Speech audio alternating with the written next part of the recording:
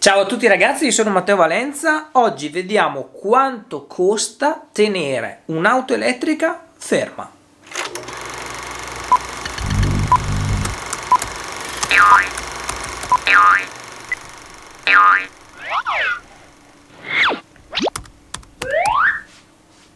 Beh sì, diciamo che in questo periodo l'auto si sta utilizzando molto poco. Io ad esempio sono in quarantena completa da 20 giorni, in auto quarantena chiaramente 20 giorni, e in questi 20 giorni non ho mai usato l'auto. Normalmente quando le auto rimangono ferme per così tanto tempo, soprattutto magari quelle un pochino più datate, è consigliabile andare a scollegare la batteria per evitare che la batteria si scarichi e che quindi poi la macchina in caso di necessità non parta più. Con un'auto elettrica, almeno nel caso di Tesla Model 3, nello specifico mio, non è necessario andare a scollegare la batteria da 12 volt perché la batteria da 12 volt comunque viene ricaricata dalla batteria più grande, va a controllare lo stato della batteria da 12 volt e se viene scaricata questa la ricarica. Tutto questo chiaramente ha un costo, quindi il sistema di controllo dell'auto è sempre comunque attivo, anche se l'auto effettivamente è spenta. Nel caso di Tesla Model 3 ci sono sistemi che mantengono la temperatura della batteria, computer di bordo che comunque parla continuamente con il cloud per una serie di motivi, ad esempio per salvare una sentry mode, piuttosto quindi le immagini che circondano l'auto nel caso in cui qualcuno gli vada vicino, che poi vediamo che è anche un po' buggato a volte, quindi a volte magari fa delle registrazioni inutili. Oppure comunque l'auto comunica con il server per dire io sono qui, la temperatura è questa, eccetera eccetera, tutta una serie di parametri che vengono inviati nel cloud e che voi potete andare ad analizzare aprendo la vostra app Tesla oppure anche app di terze parti.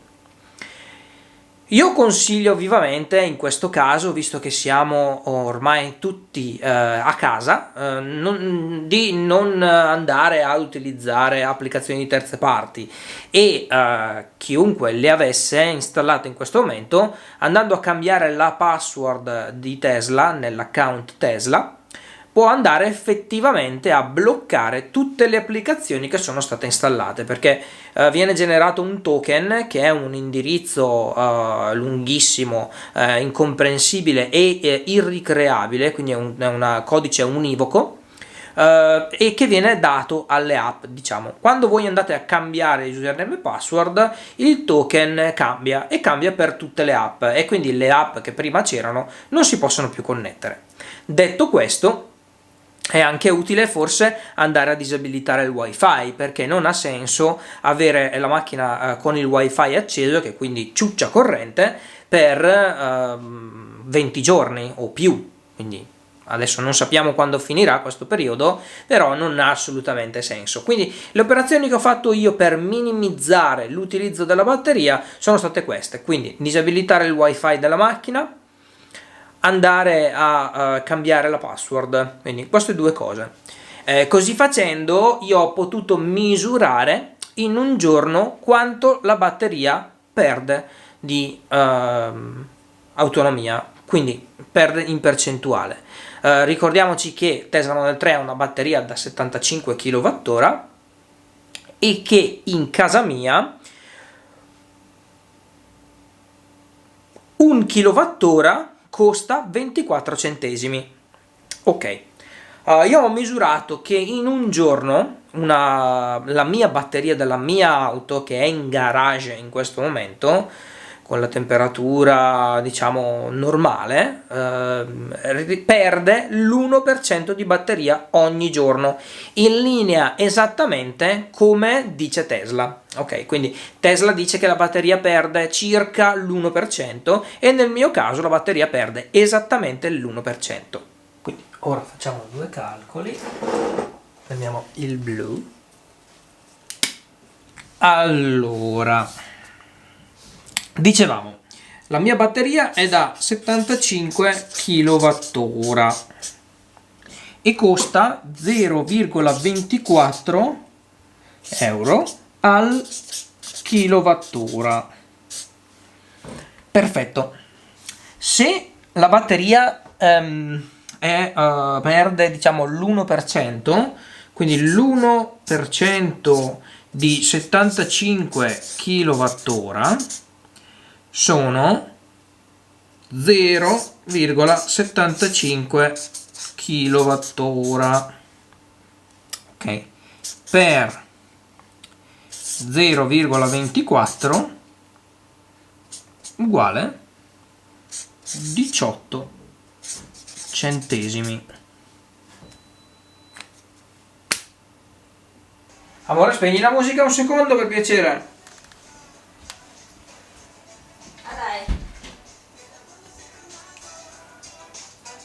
Puoi spegnere la musica oppure chiudi la porta. 2 minuti, finito. Grazie. Quindi in pratica 18 centesimi al giorno. Quindi tenere l'auto ferma a me costa 18 centesimi al giorno. E 18 centesimi al giorno per 20 giorni sono 18 per 10, 1,80 euro, 1,80 per 2, 3,60 euro, 3,60 euro in 20 giorni. Però c'è un però, chiaramente non contiamo il costo dell'assicurazione, oppure sì, ma sì, possiamo anche contarlo. Alla fine quello però è diverso da auto a auto ed è per tutte le auto, nel senso, io adesso ho tra l'altro un'assicurazione strafiga con casco eccetera, mi costa veramente molto poco per un'auto da 80.000 euro, pago più o meno 1000 euro, 1057 euro, 2,8 per 20 sono 56 euro. Cacchio, tenere ferma la macchina costa più di assicurazione che di tutto il resto. Un'auto elettrica, nel mio caso specifico, mi costa 18 centesimi al giorno tenerla ferma. Ma io sono molto fortunato perché io ho un garage, quindi la temperatura è buona, temperatura ambiente, non è fredda, non è calda, quindi la macchina non ha necessità di scaldarsi o raffreddarsi. Ecco, l'unico problema è che prende pochissimo, anzi quasi niente, a volte prende, a volte no, quindi il risultato è quello, l'LTE. Quindi il sistema continua a cercare la cella e questo ovviamente non è un grandissimo consumo, dispendio di energia, però comunque in ogni caso qualcosina consuma. Ma il problema viene quando voi non avete un box. Quindi se non avete un box i problemi si moltiplicano e l'auto consumerà molto di più. Perché? Vi spiego. Se non avete un box, quindi l'auto è parcheggiata all'aperto, sicuramente avete il problema della temperatura, che magari durante la notte scende un pochino di più e durante il giorno sale. Se poi c'è il sole sale ancora di più e quindi la macchina comunque continuerà a utilizzare energia per andare a raffreddare o riscaldare la batteria continuamente. Oltretutto, se non avete una corte, diciamo, dove avete il vostro parcheggio privato vi fidate dei vostri vicini, ma avete l'auto parcheggiata fuori, quindi diciamo per strada, avrete anche la Sentry Mode attiva, quindi la modalità sentinella, e la modalità sentinella ciuccia parecchio. Diciamo che dall'1% potreste arrivare al 3, 4, 5% anche, dipende dal traffico e dipende anche da quanto è sensibile la Sentry Mode. Nel caso di un giorno piovoso, ad esempio, la Sentry Mode potrebbe continuare a registrare a go-go perché le goccioline che passano sulla telecamera fanno triggerare lo stato di sentinella e quindi sarebbe veramente un grandissimo dispendio energetico. Io ad esempio feci un video dove lasciai la macchina per 3-4 giorni, adesso non mi ricordo esattamente, in aeroporto, e la percentuale di carica della batteria scese tantissimo. Se non l'avete visto vi lascio il link in alto a destra. Ma quindi lì i calcoli bisogna rifarli. Ad esempio per un 4% al giorno, 4% di batteria al giorno, insomma, i costi cominciano ad essere un pochino più alti. In 20 giorni sono 14 gli euro che si vanno a spendere.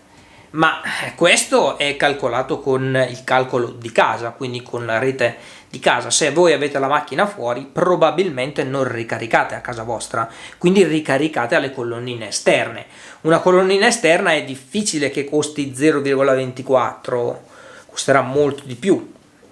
Vediamo Ionity, che ha dei prezzi pazzeschi, vi lascio il link in alto a destra in descrizione se non l'avete visto, che costa 0,79 a kilowattora. Poi vabbè, se invece è ricaricata al supercharger costa 0,30 centesimi, quindi diciamo che i costi variano, ma io vi ho dato uno spaccato per farvi i vostri calcolini e per capire effettivamente quanto vi costa.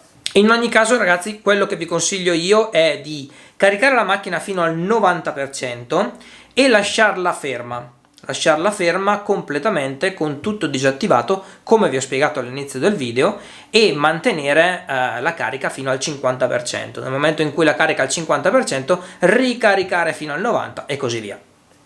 Ebbene ragazzi, se volete continuare il discorso sui costi eccetera, assicurazione eccetera eccetera, andate pure sul gruppo Telegram, lì mi trovate, potete anche parlarmi in privato, non c'è nessunissimo problema. Se non l'avete già fatto, mi raccomando, iscrivetevi al canale, l'unico modo per farmi crescere è iscrivervi al canale, quindi se lo fate siete dei grandi e mi raccomando mettete like anche al video. Grazie mille, noi ci vediamo alla prossima, ciao ciao!